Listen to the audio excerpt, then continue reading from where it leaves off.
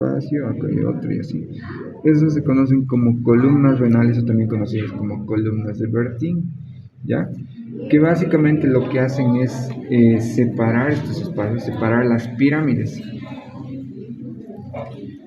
Las pirámides tienen base externa y vértice medial o interno, ¿sí? Esta es su base y este es el vértice, que están terminando, están confluyendo en estas estructuras que llegarían a ser las que se conocen como cálices menores, ¿sí? Los cálices menores y confluyen en los cálices mayores, estos, ¿ya? Los cálices mayores que están más hacia la parte media y estos terminan a su vez en una estructura pues, ¿no? que se conoce como el embudo renal o también conocida como pelvis renal, ¿ya? La pelvis renal es básicamente como un embudito, ¿no? Ubican un embudo, ¿no? Tienes parte ancha y la parte más angosta. Entonces, como un embudo que recoge todo lo que se está filtrando desde las pirámides renales, las cálices mayores y los cálices mayores y termina acá para la formación de orina, en este caso. Entonces, esto es la pelvis renal. Se continúa con estas estructuras amarillentas que son los ureteros. El uretero tiene tres porciones, una porción renal, una porción abdominal y una porción pélvica. Entonces, los ureteros, como sabemos, terminan en esta estructura que se conoce como la vejiga. Estas dos estructuras de acá se conocen como los orificios de llegada de los ureteros, que están localizados en su cara supero-posterior de la vejiga, ¿ya?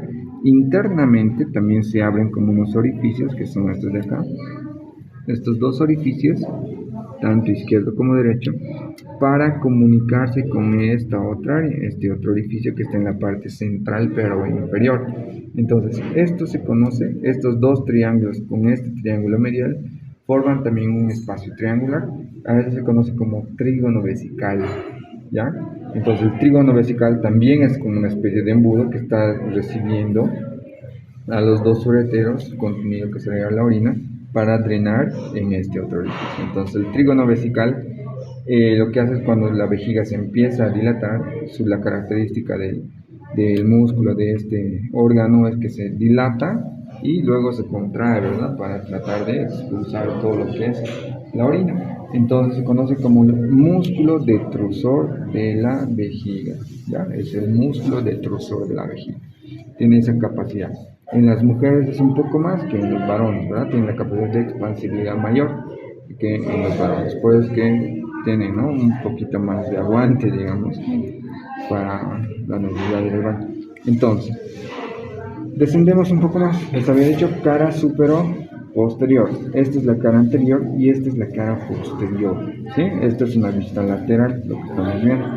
Entonces, por detrás de la cara, en este caso infero-posterior de la vejiga, pues también encontramos otros órganos también considerados importantes. Estas de acá son las vesículas seminales, ¿sí? Las vesículas seminales, y esto de acá es la próstata. Esta es la próstata masculina, ¿ya?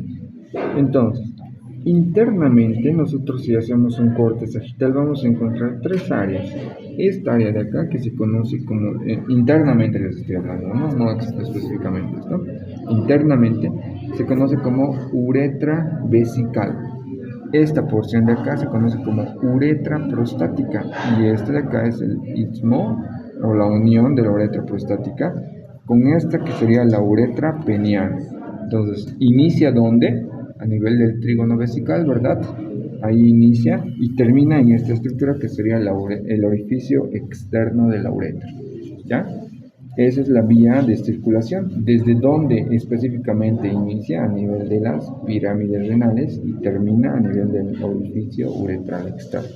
Todo ese es el circuito que se conoce como génito urinario, ¿sí? Esas son las vías urinarias. ¿Hasta dónde se considera baja y de dónde se considera alta? Porque hablamos de infección urinaria alta y infección urinaria baja, ¿verdad? La infección urinaria baja es desde la uretra vesical, ¿sí? Desde la uretra vesical, algunos consideran desde la uretra prostática.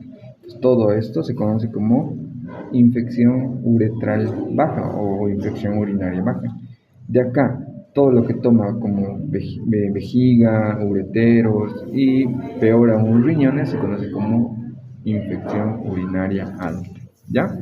Entonces, cuando ya el riñón está comprometido y hay infecciones recurrentes cada vez, se conoce como pielonefritis. Pielo significa pelvis, ¿ya? Pielo significa pelvis. Nefritis significa riñón, ¿ya? Que básicamente toda la configuración medular del riñón está comprometida. Ahora, podemos ver acá unos orificios, ven acá, unos orificios, ¿sí? Que básicamente, como esto ha sufrido un corte sagital, esas llegarían a ser las arterias segmentarias. Estas arterias segmentarias sirven para la filtración y llegada de todo lo que son los componentes hemáticos para ser filtrados y para convertirse en orina o para convertirse tal vez en agua, en plasma, que nosotros lo vamos a usar. Entonces, los riñones van de la mano con la glándula suprarrenal que está en el polo superior. Esta glándula suprarrenal dice que hay mucho volumen en el cuerpo, entonces estos van a filtrar más agua para tratar de eliminar más agua. Si en caso no puede hacerlo, se conoce como insuficiencia renal, ¿ya? Ahora, esas son las funciones tanto del riñón como de la glándula suprarrenal. Otra endocrina, sabemos que la glándula suprarrenal tiene 3 arterias, ¿verdad? Estas 3 arterias drenan el contenido de lo que es la glándula suprarrenal para secretar cortisol, por ejemplo, ¿sí? El cortisol, que es una hormona del ánimo, ¿sí? Del buen ánimo, cuando nos levantamos temprano, madrugamos, nos